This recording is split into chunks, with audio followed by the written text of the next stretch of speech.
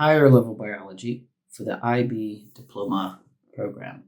Pearson book, 3rd edition. C2.2, neural signaling.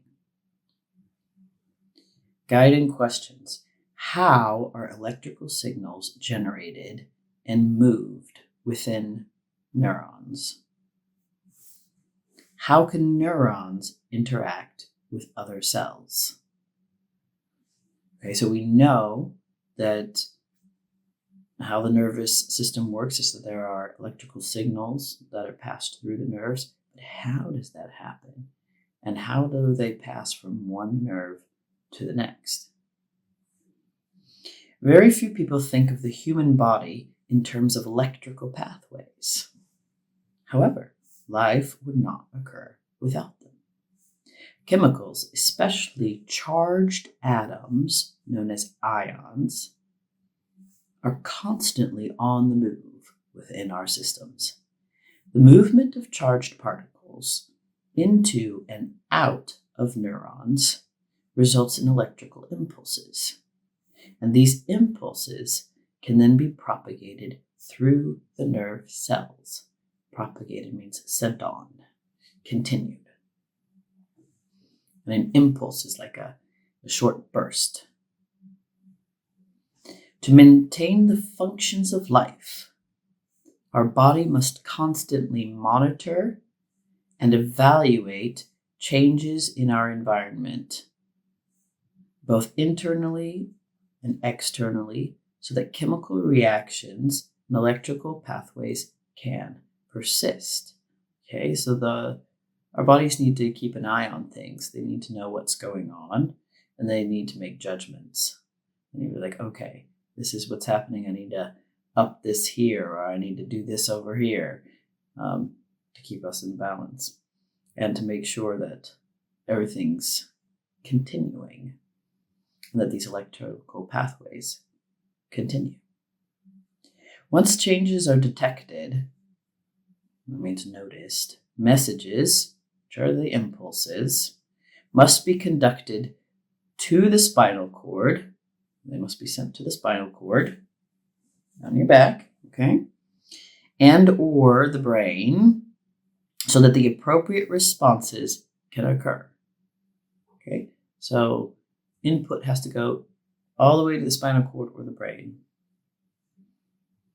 A complex system of nerve cells known as neurons, okay, so neurons are nerve cells, interacts with all areas of the body to allow this control and communication. Neurons connect with one another at junctions. A junction is like where two roads cross, or where two places meet, two pathways meet. So known as junctions known as synapses. Okay, so the place where two neurons meet is called a synapse.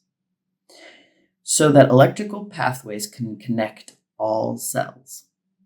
Neurotransmitters are signaling chemicals, ligands, that allow impulse transmission across synapses. So it allows this signal to cross the synapse, the space between two neurons, two nerve cells. Neurotransmitters are also used at the junctions between nerves and muscles. Okay, so where your nerve cell connects to a muscle cell.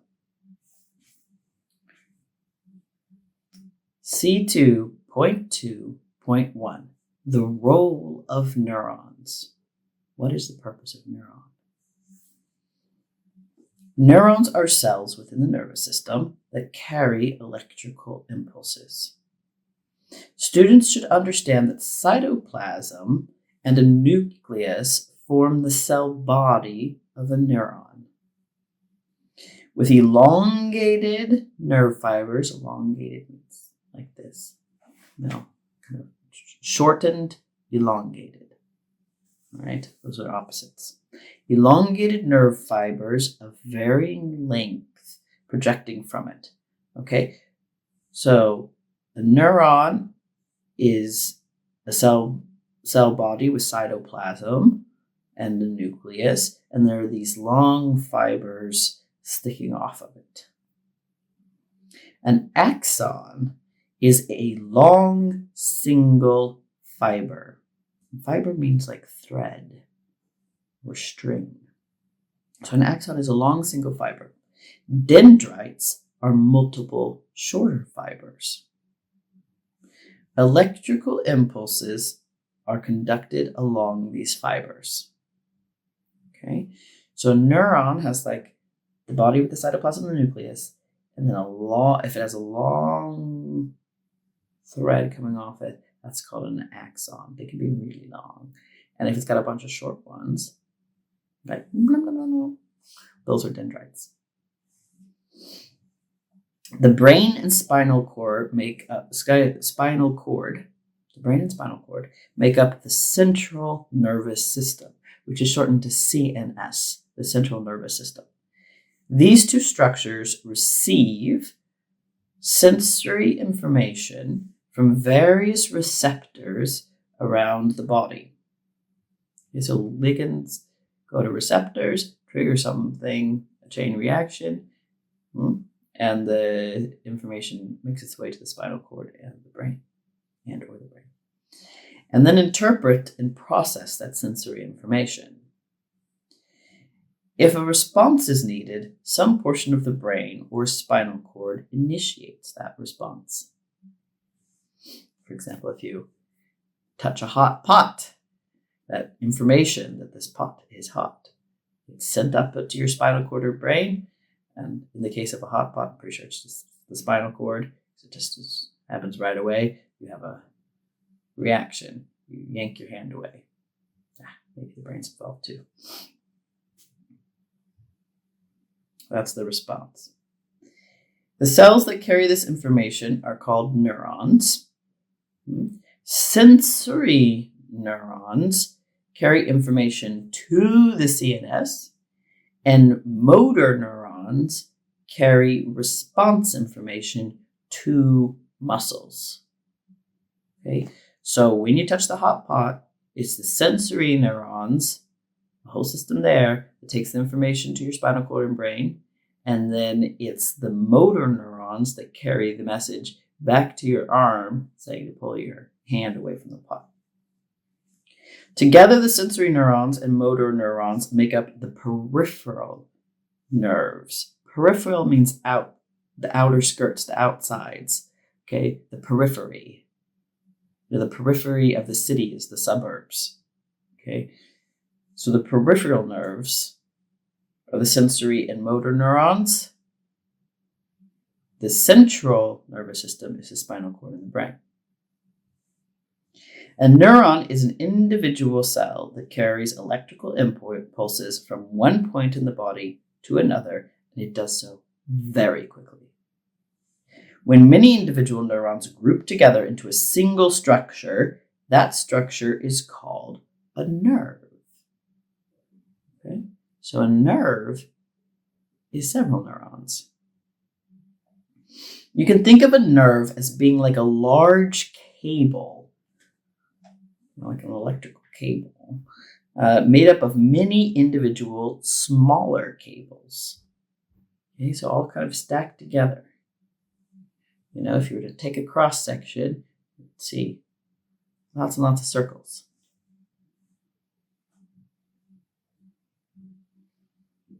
Each smaller cable within that large cable represents a single neuron. You can see this in figure 1. Okay, so this is a cross section. This is like if you cut a nerve in half, you'll see all these little circles. Those are all the little individual neurons making up one nerve. So the whole thing is one nerve. Okay, little text here for figure 1 is a light microscope photograph of a section of nerve. The very large circle is the entire nerve, and each small circle within it is one of the axons, one of the long threads of a neuron contained within that nerve. Neurons can be very long. In the human body, there are neurons that extend from the lower portion of the spinal cord all the way to the big toe. Single cells that extend about 1 meter. Okay, so you can have a single neuron going all the way from the bottom of your spinal cord to your big toe. Of course, not all neurons are that long. In fact, some neurons are quite short. Okay, so here we have a picture showing the central nervous system being the brain and the spinal cord. That's in red. And in Moses purple or blue here, we've got the peripheral nervous system. That was the sensory neurons and the motor neurons.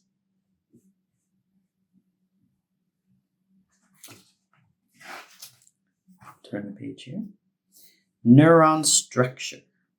A single neuron is made up of dendrites, a cell body, and an axon. Okay, so remember the dendrites are the little short fibers. The axons, kind of like the long tail. And then we've got the cell body there also with the dendrites coming off of it. Axons are long single fibers. Dendrites are multiple shorter fibers. At the end of the axon are synaptic terminal buttons, which release chemicals called neurotransmitters that continue the impulse chemically to the next neurons or a muscle. An impulse is always carried from the dendrite end of a neuron along the membrane of the cell body, down the axon, and results in a release of a neurotransmitter. Okay? So the impulse is received in the dendrites. It goes down the membrane, the outer side of the shell, the membrane of the cell, down the membrane of the axon, down to the synapse, or the synaptic terminal button. And that's what releases neurotransmitters, which then cross over the synapse and connect to either a muscle or the dendrites of another neuron. So we've got figure 2, the structure of an individual motor neuron. Okay, so the motor neurons were the ones that carry the impulse from the spinal cord to your muscles, out to your limbs. The function of the myelin sheath and nodes of Ranvier are discussed later in this chapter. Okay, so in this picture you have these brown myelin sheaths made of Schwann cells. So we'll discuss those later. And then the places in between the myelin sheaths are called nodes of Ranvier. We'll talk about that also later. Okay, but you can see the little dendrites. See the pink nucleus there? It's not actually pink. These colors are not reflective of reality. It's just for illustrative purposes. Okay, and so then we got this long bit is the axon. And at the end of the axon, you have the axon terminal button. Okay. So figure 2 shows an action potential. That's one of these, part of the impulse, shows an action potential moving from the cell body towards the axon terminal buttons. Action potential is another name for a nerve impulse. Okay, so when you say the action potential is traveling, that's just electric jargon for nerve impulse. And it is electrical in nature because it involves the movement of positively charged ions, which is electricity, the movement of positively charged ions.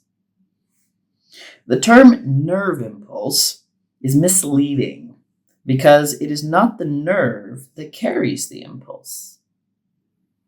The individual neurons within the nerve are each capable of carrying the impulse. So remember, the nerve is a bundle of neurons. Because axons of neurons are often relatively long, it is convenient to think of the axon as the conductor of a neuron impulse. The axons of neurons in some organisms, including humans, have surrounding membranes that are collectively called the myelin sheath. We will talk more about the myelin sheath in the following sections. However, to learn how a neuron conducts an impulse, we will first discuss an axon without a myelin sheath.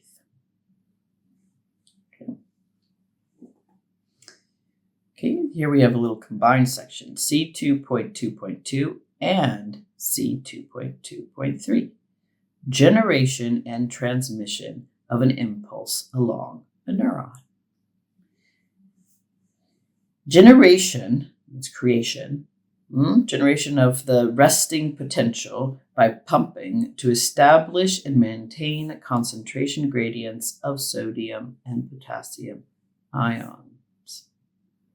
Students should understand how energy from ATP drives the pumping of sodium and potassium ions in opposite directions across the plasma membrane of neurons.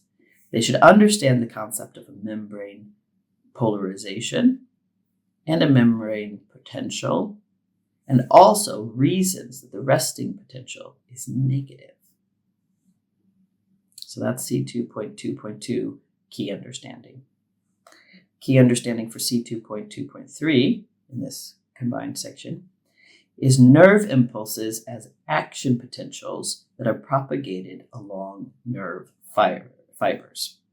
Okay, so you have to understand that a nerve impulse is an action potential. Students should appreciate that a nerve impulse is electrical because it involves movement of positively charged ions. An action potential is a sequence of events that allows an impulse to travel through a neuron.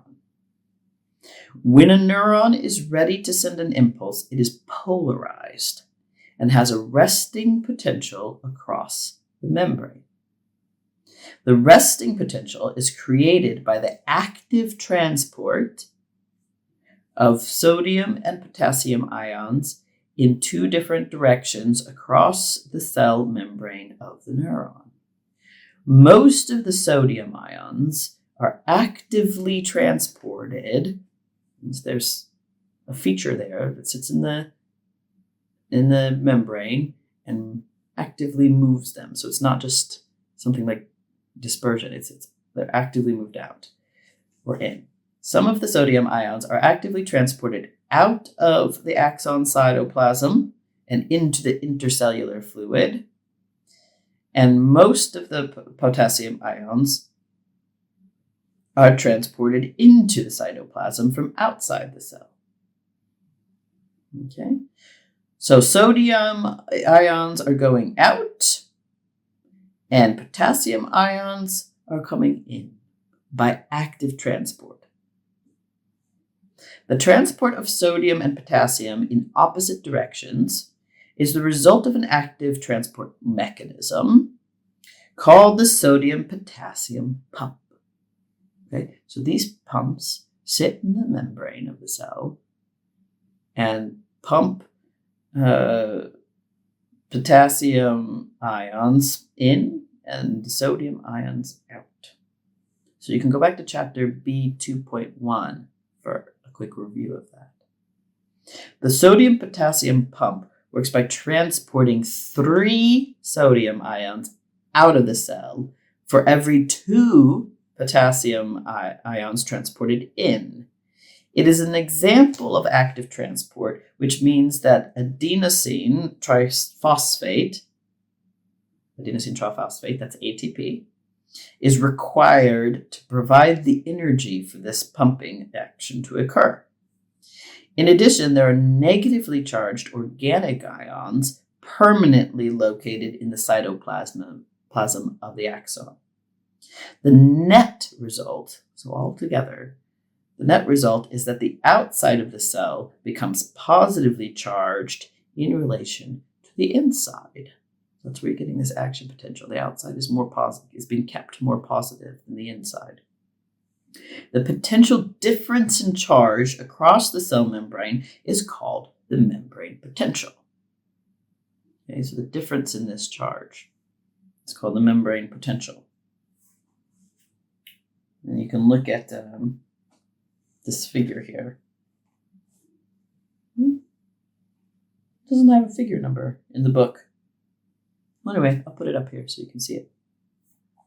The nerve impulse is the action potential that is propagated through the neurons, immediately followed by the sodium-potassium pump to restore the resting potential in a wave-like action.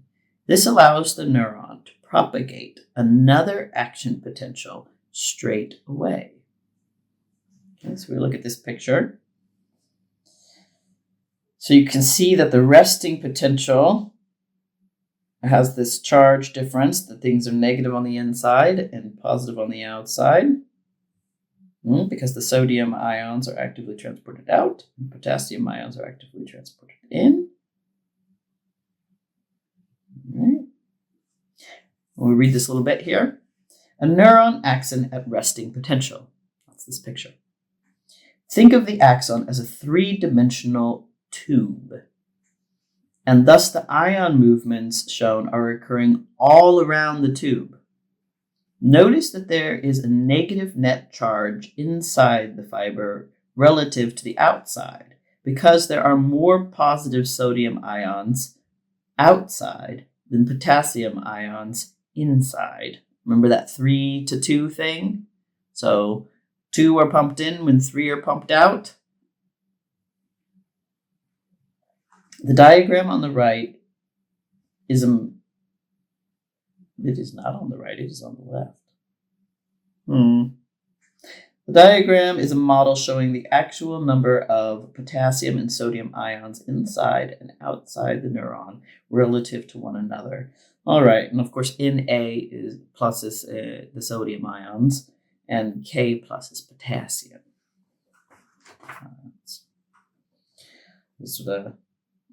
Because sodium is also natrium, and potassium is also kalium, I believe, if we're going to other languages. That's why we've got the Na and K, because it's not based on the English words. C2.2.4, the speed of nerve impulses. There's one key understanding, which is the variation in the speed of nerve impulses. Compare the speed of transmission in giant axons of squid and smaller non-myelinated nerve fibers. Also, compare the speed in myelinated and non-myelinated fibers. Okay, squid are actually very interesting. Their nervous system is really interesting, and there was a biologist who won the Nobel Prize for studying nerves in squid. Worth looking up. Application of skills. Students should be able to describe negative and positive correlations and apply correlation coefficients as a mathematical tool to determine the strength of these correlations. Students should also be able to apply the coefficient of determination, R squared, to evaluate the degree to which variation in the independent variable explains the variation in the dependent variable. For example, the conduction speed of nerve impulses is negatively correlated with animal size, but positively correlated with axon diameter. So this skills understandings, that's in a blue box on page 453 and 454. So I'm not going to read that part, but you should take a close look at it. Several factors contribute to the speed at which an action potential moves along a nerve fiber. One factor is whether there is a myelin sheath surrounding the fiber or not.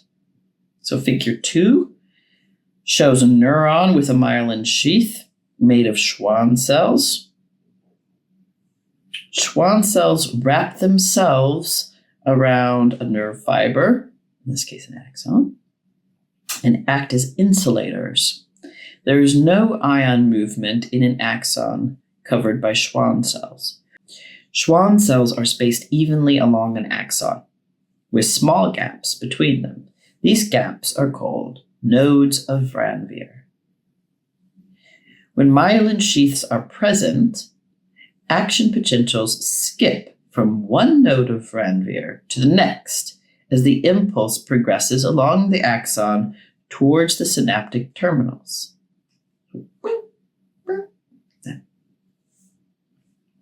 In this case, the action potential does not have to undergo the time-consuming and energy-expensive ion movements in the membrane underneath the myelin material. The myelin sheath prevents charge leakage through the membrane, thus acting as an insulator. The advantage of this type of impulse transmission is twofold. And so there's two reasons. The first, the impulse travels much faster compared to an impulse in non-myelinated fibers because the in-out movement of ions only occurs at the nodes of Ranvier. Less energy in the form of ATP is expended for the transmission of impulses because the sodium-potassium pump is only working at the nodes. So it allows the pulse to kind of hop. Okay, so in this picture, we see neurons with myelinated axons.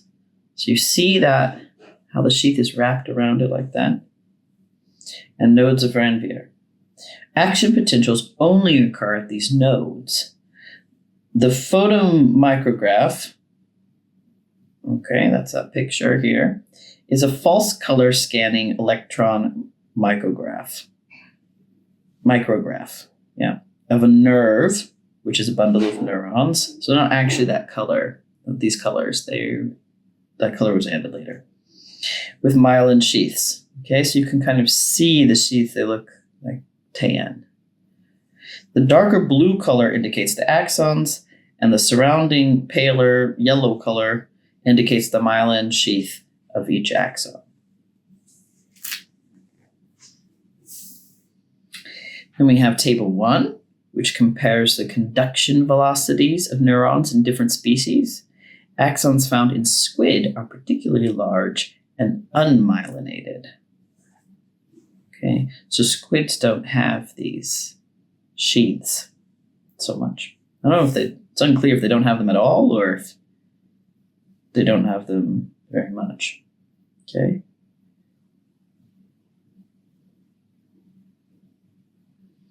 Two observations can be made from this table. Myelinated axons conduct action potentials faster than non-myelinated axons. Okay. So whether or not so you can see that the squid doesn't have myelin sheaths, and the conduction velocity is much slower compared to the human leg axon, which has those sheaths. The second observation, axons with a greater diameter, see that in the first column where it says axon diameter, have a faster transmission velocity than those with a smaller diameter. Okay, and then here we have this big skills section about like R-square and correlation coefficients. You've probably gone through that in math as well. I can talk about a little bit there. So when you have dots that go from the lower left, and by dots I mean data points, lower left up to the right, that means that as you increase this variable, you also increase the other variable. And that would be a positive correlation. So as this increases, this also increases. That's a positive correlation. Okay? And the steeper that line is, the stronger the correlation. It's kind of like this. It's a weaker correlation. If the data points are just everywhere and you can't see a clear pattern, like a clear line that you could draw and be like, okay, this is the trend here, and then you would say like, well, there's no correlation. Then it doesn't matter. Like as this variable increases, the other variable is not related to it. It doesn't affect it. Okay, a strong negative correlation starts in the upper left hand of a graph and then goes down as you go to the right. Right? And that's a strong negative correlation. So that means as you increase that variable on the x-axis, as that goes up, that means your other variable is going down. All right, it's decreasing. But it's the same when it comes to the intensity of it. So the steeper the line, the stronger the correlation. And that line, how well your data points fit the line, like how nicely that line matches your data points, that's going to be your R value. Let's see here. Yeah, that describes the linear relationship. It's usually, I'm just checking the text here, denoted using the symbol R. And when it's perfect, when all those data points are perfectly lined up on the diagonal, then you're going to have an R of 1. Okay. And if they're just completely random, you're going to be at 0, or close to 0. Okay. And the variance in the data is the distance between that, like the line that you would draw, the perfect line, and where the actual data points are. And that's going to be called, let's see, that's your, right, that's, yeah, your amount of variance. Or deviation. All right, everybody, was that the end of that? Yep. C2.2.5 and C2.2.6, they're together. Synapses, neurotransmitters, and their actions. So for C2.2.5, the understanding is synapses. Remember what synapses are. Junctions between neurons and between neurons and effector cells. Limit to chemical synapses, not electrical, and these can simply be referred to as synapses. Students should understand that a signal can only pass in one direction across a typical synapse. Oh, that's a good point. They go from one cell to the other. They don't go back the other way. C2.2.6, release of neurotransmitters from a presynaptic membrane. So pre means before, and you're going to have the postsynaptic membrane. That's the after. So before and after. Include uptake of calcium in response to depolarization of a presynaptic membrane and its action as a signaling chemical inside a neuron. So the calcium ions are a signaling chemical, ligands. Okay? A synapse is the junction between two neurons or where a neuron contacts a muscle cell. When one neuron communicates with another, or when one neuron communicates with an effector cell, such as a muscle cell, okay, the communication is chemical. It's not electrical anymore. Now we've got a chemical spot. In this section, we are going to focus on the communication between two neurons. Two neurons always align so that the synaptic terminals found at the end of the axon of one neuron are next to the dendrites of another neuron. Remember the dendrites are the little things on the neuron, right? So that's the top of the neuron, or one end, is connected to the axon terminal, the end of the other neuron. The chemical called a neurotransmitter is always released from the synaptic terminal buttons on the first neuron and results in a continuation of the impulse when the neurotransmitter is received by the dendrites of the second neuron. Synapses only pass the signal in one direction. The neuron that releases the neurotransmitter is called the presynaptic neuron, Pre means before, the first one, okay? And the receiving neuron is called the postsynaptic neuron. Post means after. The two neurons do not touch, but there is a very small gap between them called the synaptic cleft, which is around 20 nanometers in width. A little box over here, a little info box. Approximately 50 different neurotransmitters have been identified as active in the human brain. There's lots of different kinds of neurotransmitters. These ligands that can hop from one side of the synapse to the other. An imbalance of just one can result in conditions such as schizophrenia or severe depression. Many pharmaceuticals have been developed to treat these conditions based on knowledge of how synapses and neurotransmitters work. So when people talk about having a chemical imbalance in the brain, it's neurotransmitters we're talking about. When an action potential reaches the area of the terminal buttons, it initiates the following sequence of events. Okay? Number one, first thing that happens, step one, the action potential arrives at the terminal button, which results in depolarization of the presynaptic membrane. Okay, so it's usually polarized, but then when that gets there, it stops being polarized. And the uptake of calcium ions into the terminal buttons. Okay, so when it depolarizes, it sets off the uptake of calcium ions. The calcium ions act as a signaling chemical, activating a pathway that moves vesicles, like containers, vesicles containing the neurotransmitter through the cell. Okay, so you've got these. So the nerve impulse arrives, the action potential arrives, it depolarizes the membrane, which sucks in the calcium ions, and that activates the movement of neurotransmitters through the cell.